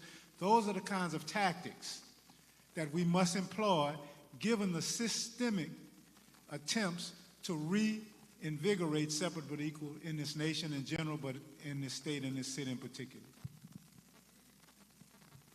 My name is Sasfo 5. I'm a hip-hop artist and New Orleans native and the lead organizer for the New Orleans Katrina Commemoration Foundation. In 4 months, we commemorating the 20th anniversary of Hurricane Katrina. And last week, we went to the state capitol. State Representative Alonzo Knox introduced a resolution to make August 29th Katrina Day. It passed in the House and the Senate. So now August 29th is officially Katrina Day. Thanks to State Representative Alonzo Knox, State Rep. Alicia Boyd, a lot of them gave us the resolution. And August 29th, I want to invite everybody to come out, log on to katrina20.com, and you can get more information. But earlier, Joy Reid talked about the poverty in New Orleans, the consistent poverty over the years and being well above the poverty line, right? And so for the past over the past 100 years, we've been having Democratic mayors in this city, a lot of Democratic state representatives and council members. And so my question is, when are the Democratic elected officials going to raise the minimum wage to a living wage so that we can thrive in this city instead of just survive? I have carried that bill on behalf of Urban League every session. Once again, in the House of Representatives, it's 32 Democrats, 73 Republicans. It does not even get out of committee. It hasn't actually been to the floor for a vote because they have the supermajority. I haven't been able to get equal pay for women passed or raising the minimum wage. 73 of them and 32 of us. Trust me, you have people here, especially the ones that are here right now, that are fighting, that are fighting. It's go along with Cancer Alley. It's the big businesses. They paying them other people. They paying them other people. Wait, one quick thing I want to add. One moment. Yeah. It's late, and these folks have come to ask questions. And what we're going to do, there are still 5 people here. We're going to let them all ask their questions. Please hear them with an open heart. There's no accusations being made. We know you all are doing the work. Can you please give them a round of applause to let them know they're doing the work? We have 5 questions left. We're going to let them ask their 5 questions, and then we're going to allow you all to answer those questions in your wrap-up remarks. But I'm just one moment. Okay. We're going to allow you all to respond to these 5 questions in your wrap-up remarks so that we can be efficient. We still have the rally tomorrow. We have a prison visit tomorrow. So we want to honor these folks' time and people who still need their utility bills paid. Thank you. All right. My name is Reverend Willie L. Calhoun, Jr. Half-Pint Trump has made every effort to come into this city and try to take it over. Are you aware of any bills that affects the home rule charter for the city of New Orleans? Given the fact that Half-Pint is still trying to, I feel, take over this city as best as he can. My name is Amber Morin, and I'm a local sous chef and self-accredited ghetto Gandhi. I have a question for the room. The system is the system. The system is the system, and the system will always be the system, but when are we going to get tired of the indoctrinations of the system? When do we change that?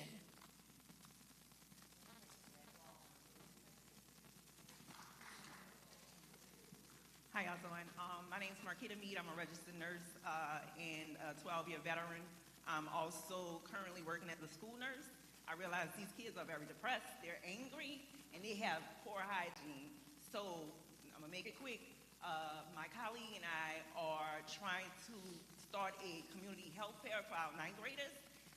What are some advice or suggestions you can give so we can get the community resources outside of JP schools? Hi, my name is LaToya Hardy. LaToya Hardy, I'm a community advocate, a product of Southern University system. I respect everybody that's on this panel, and especially Dr. Bowie. Southern alumni, we love you and everything that you do for our community. What I haven't heard enough about is these gun laws and the children committing crimes and murders and carjackings, which is our current state of emergency locally. Even in Cato, which Sheriff Whitehorn, is a friend of the family. So this is plaguing our community, and it's starting with the juveniles. I'm tired. Like, I'm waking back up, but I took off 10 years of being an advocate because I was tired of meeting just to be meeting.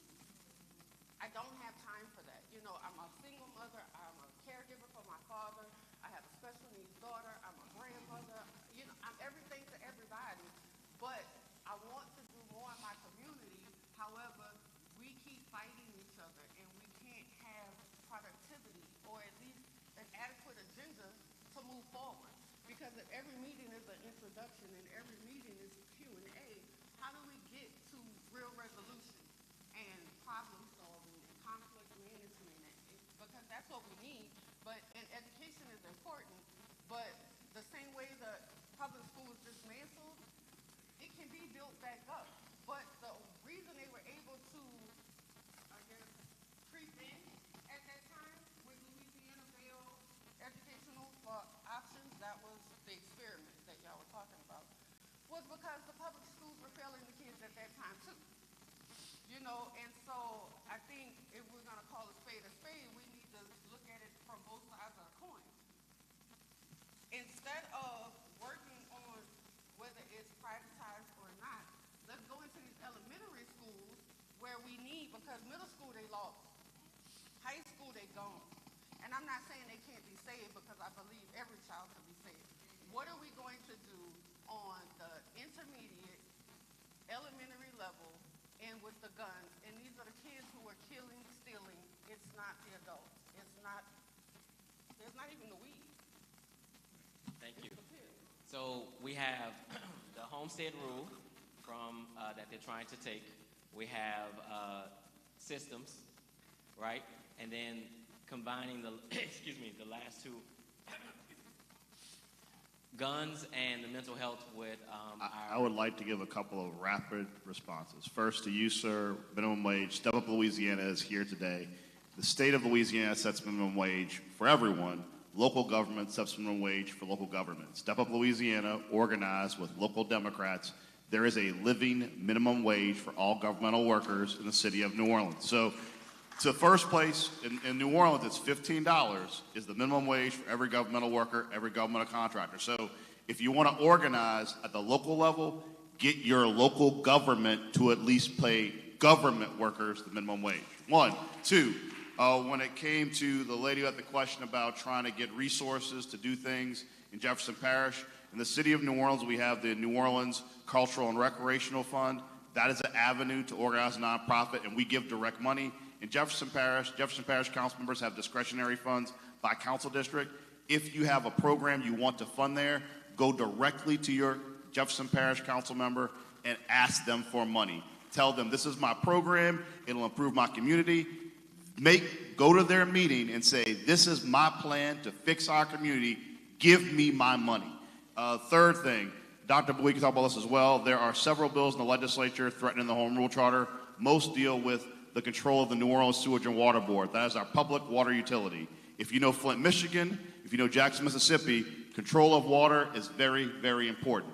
The state of Louisiana, through Governor Jeff Landry, is trying to take control of property taxes and rate setting for the Sewage and Water Board.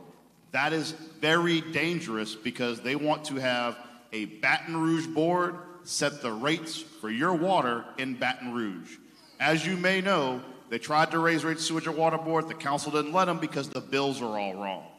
We know bills are too high and we have to all take a cut. Locally, we did that. The Home Rule Charter gives us control over Sewage and Water Board. The governor's trying to take it.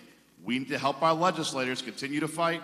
And Doc Bowie, to his credit, he killed one of those bills already. So it is very important to support our legislators to keep local control of our crucial resources.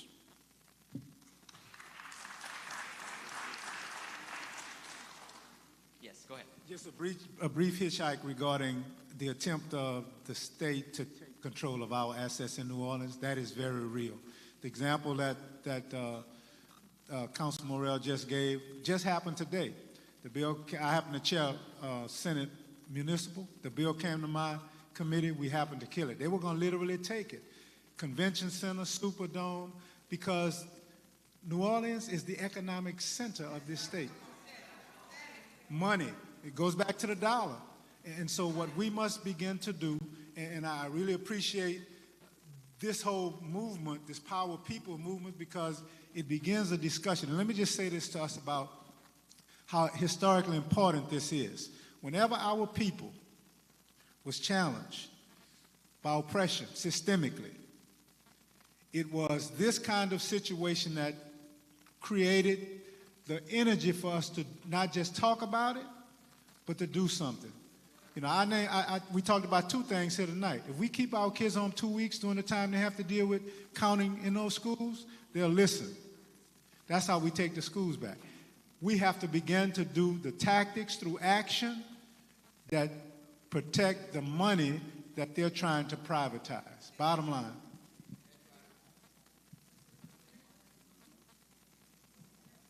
On guns, and those one of the questions.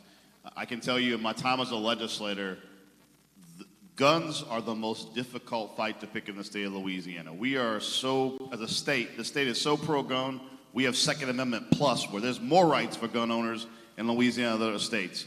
Where we've had success, and we have some of the strictest anti-gun domestic violence laws in the country. And that was because when you're able to pull communities together, and I'm talking about, as Delisha said with the numbers, you can't make it a Democratic issue, you can't make it a black issue, because there's not the votes to pass it. When you pull families together, families collectively in fear of what's going to happen to their children and their communities, singularly and with specific purpose, you can win. That is something we have shown at the legislature over and over again, whether it was the work that Edmund and I did to repeal non-unanimous juries, which is one of the biggest wins we have had in the black community, repealing 135 years of Jim Crow, of having people go to jail when two people could think you're innocent. When you look at that, when you look at the fact that we did tremendous work organizing to protect domestic violence victims from their abusers getting guns to kill them, that's pulling desperate communities together and saying, we don't agree on much, but we agree that when someone's beating their wife, they shouldn't have easy access to a gun to kill them. That is how you deal with those issues, because they're issues that affect every community, and we know how to organize. Other communities do not, and we have to lead. Thank you. And Rep. Boyd and Chairman Jordan, if you can close us out. First of all, thank all the organizers that are here. And I know I went hard on everything that's wrong. We do get wins. I was elected just 3 years ago, and I've already passed 19 bills. Bills that have some teeth. Expungement of marijuana charges, change simple possession from a jail time to a citation. So we do get wins. It's hard for me to watch us being trampled and not be passionate about it. But I think most of you have seen me talk somewhere, so you knew what you were going to get tonight. Know that I am always available and always accessible, regardless of where you live in this city. My vote counts for the state, so call me if you need me. Keep us lifted. Keep us in prayer. Show up when you can. I know Step Up is there with me all the time. Several other advocacy groups are always there to support us. We need it. Today was a hard day for me, really. But know that I'm in it to win it, so I'm going to be fighting for you guys all the time. Look, I want to thank everybody and thank the organizers for the invitation, because I think we need more collaboration like this. I think part of the problem, in my eyes, in my humble opinion, is that sometimes we let our egos get in the way. And I'm talking about us as black people, and let's be honest about that. I think we got sometimes the political class or the elected officials and the advocates don't always see eye to eye, And there's always a question of who should get more credit for the wins and the successes. And I don't think it should be that way. I think we all win together, we all lose together. And so the sooner we recognize that, the better that we'll all become. And so I think just showing this collaboration, again, thank you for the invitation. We have not, look, we all got egos, but we've got to be ego-less. We've got to have less ego in this. It really doesn't matter who gets the credit at the end. It really is the result that comes out of it. And so we've had a victory with the constitutional amendments. Gary talked about that. We defeated that. We were able to defeat this DA's tax in East Baton Rouge Parish. And it's not about who really got the win or who was responsible for it. It was that the result actually happened. So I think the more that we can focus on the result and not necessarily who always gets the credit for it, we'll be a lot better. So thank you again. Thank you all. You all can exit as we close out. You can exit. I don't want you to have to sit up there. No, I'm saying you can exit as we close out. Yes. I said thank you. I started off with thank you. I think I did, didn't I? Oh, okay. Gives the elected officials a round of applause, yes. Everybody. So, this is the State of the People Power Tour, right? And so I'm going to take my own personal privilege, and I want Dr. Crystal Hardy-Allen to come up and kind of center us and close us, because we also need to realize and understand that not every win has to be political. It doesn't have to come from politics. It doesn't have to come from politicians. There's a lot of stuff that we can do ourselves, and Dr. Allen is a subject matter expert, and I want her, because a lot of this tonight was about our children, our future, and education. And so in this era of anti-DEI, if she can just kind of help ground us in a space of how do we create a transformative space for black children and their education. Dr. Crystal.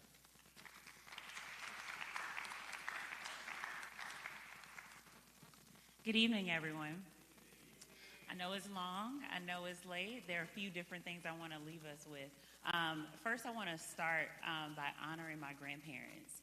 I am the granddaughter of folks who marched from Selma to Montgomery.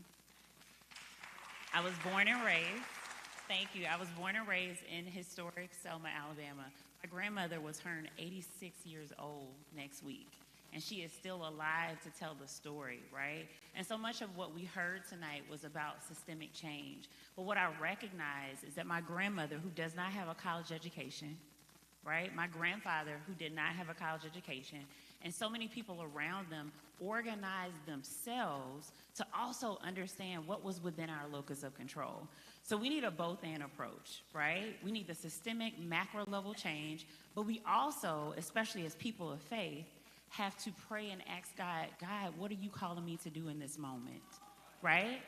For my grandmother, that meant sacrificing her job to register to vote, to come home, to find shattered windows, right, and mirrors, but felt as though what she was doing was being on the right side of history. And she doesn't have regrets to this day about doing it.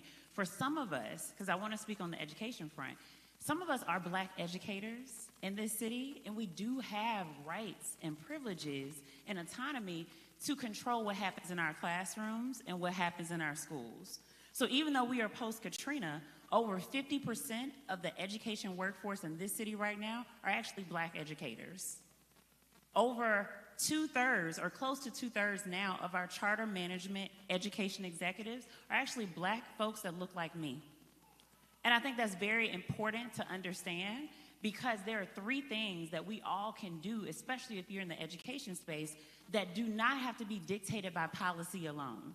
Number 1, the invitation is to teach black children to affirm and love their blackness. And I'm going to say that again. Teaching them to love who they are in their blackness, and teaching them to unlearn that success does not mean proximity to whiteness, right? Because the reality is that legislation does not have to teach me to teach a black child to love your hair, to love your skin, to understand who your giants and your heroes are, right? And so we don't need an invitation from a curriculum to teach who Norman C. Francis is, to teach who Aretha Castle Haley was, right? And so we take back our schools by also not only helping black children fall in love with who they are, but number two, teaching them to think critically, teaching them to have a conscience, because the reality is a people who don't know who they are, right, are a people that are already crippled. And so the whole point of erasure of curriculum is about ensuring that our black children don't know their power. Because if I stick to curriculum is going to teach me that my blackness starts with pain and tragedy. And the reality is that my blackness starts with brilliance, it starts with innovation, and it starts with royalty, right? And so we have to teach and help black children understand, and black adults, because some of us don't know too, right? That the traffic light that we drive through every single day is a black invention, right? That the iron that you use, right, is a black invention, that Sarah Broom, a black woman, also created the ironing board, right? And so we don't need people to give us permission to teach our own history, but when you understand who you are and whose you are, you walk a little different, right? But the reality is that you become a threat to the enemy, right? And so we understand what was in the Willie Lynch letter years ago, and the reality is that erasure is seeking to do the exact same thing. The last thing that I would encourage us to do, especially in taking back our power, is invite young people to be a part of the conversations. Because we're having a lot of adult conversations, but we're not asking children what they want, what they need. And truthfully, 62 years ago in Birmingham, Alabama, the Children's Crusade also led the movement. There were children as young as 6 years old who left from 16th Street Baptist Church to walk in the streets and march, right? And so children have always led the way, but the reality is that if you create something for me, without me, it is not actually for me. So how do we create an agenda for young people but don't invite them to have a seat at the table? How dare us, right? And so we take back our schools, in addition to legislation, by one, affirming that black has always been beautiful. Black has always been powerful, right? We got to do our own deep work, even in the city, to unpack colorism, to unpack classism, to unpack elitism, right? Because all shades of black are beautiful and are powerful. But number two, like I said, we also have to teach our history. We have to teach strategies. There's nothing new under the sun. If we want to win the movement, we have to study how the movements were won and achievements were achieved in the past and replicate the same playbook, because our ancestors and elders taught us, right? And last but not least, again, we have to invite the children to be a part of the solution, y'all. We have to. Our children have the answers, and I'll last but not least end with this African proverb that children, right, who don't feel the warmth or love they need will always burn down the village to feel its heat, right? And so often, if we don't invite children to be a part of the table, they are burning the village because we're not listening and meeting their basic foundational needs. So what is my call to you? As people of faith in a church, no accident that you're here, you need to be obedient to what God is putting on your heart to do in this season to support your community and to take us to the next level. Delayed obedience is disobedience, right? And so some of you are the walking solutions, but you are walking in fear. And the reality is that God hasn't given you a spirit of fear, right? He's giving you power. And so the solution is sometimes looking right back at you in the mirror. The question in this year is, will you say yes? Will you walk even when you're afraid?